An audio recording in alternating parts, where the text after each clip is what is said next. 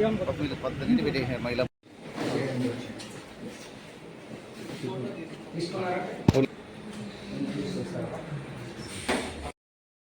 మన కదిరి రూరల్ సర్కిల్కి సంబంధించిన గండ్లపెంట and Nallacheruvu 2 police station కూడా తనిఖీలు చేయడం జరిగింది. దీంట్లో ఏంటంటే క్రైమ్ ఏ విధంగా ఉంది, డాక్యుమెంట్స్ అన్నీ ఏ విధంగా అంటే రిజిస్టర్స్, తర్వాత సీడీ ఫైల్ అన్నీ ఏ విధంగా ప్రిపేర్ చేస్తున్నారు అన్నీ కూడా రివ్యూ చేయడం జరిగింది.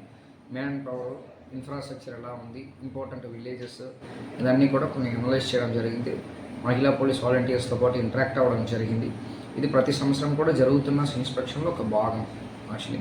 అలాగే ఈరోజు మన నల్లచెరువు పోలీస్ స్టేషన్ విజిట్ చేయడం జరిగింది.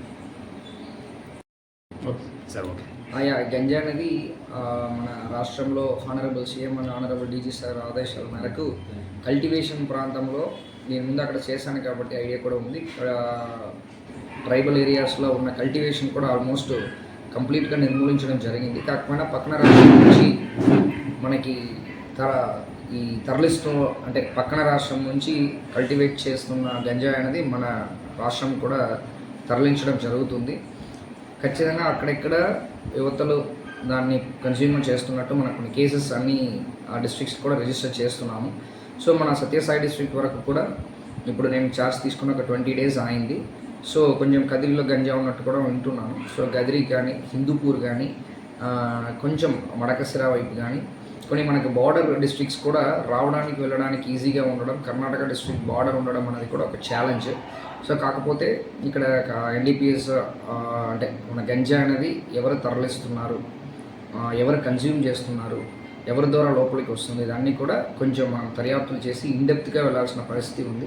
దీనిలో ఏంటంటే కంటిన్యూస్గా ఎవరెవరు కేసు ఉన్నారో వాళ్ళపైన పీడీ యాక్ట్ పెట్టడానికి కూడా ప్లాన్ చేస్తున్నాము.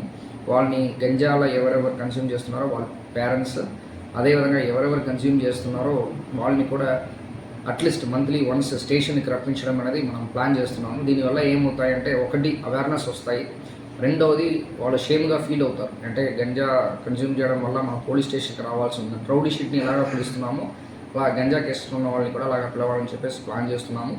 సో కొంచెం డేటా కూడా కలెక్ట్ చేస్తున్నాము. ఏ ఏరియాలో ఎక్కువ ఉంది, ఏ ఏరియాలో ఉన్నవాళ్ళు దాన్ని వాడుతున్నారన్న డేటా కూడా మనం కలెక్ట్ చేస్తున్నాము.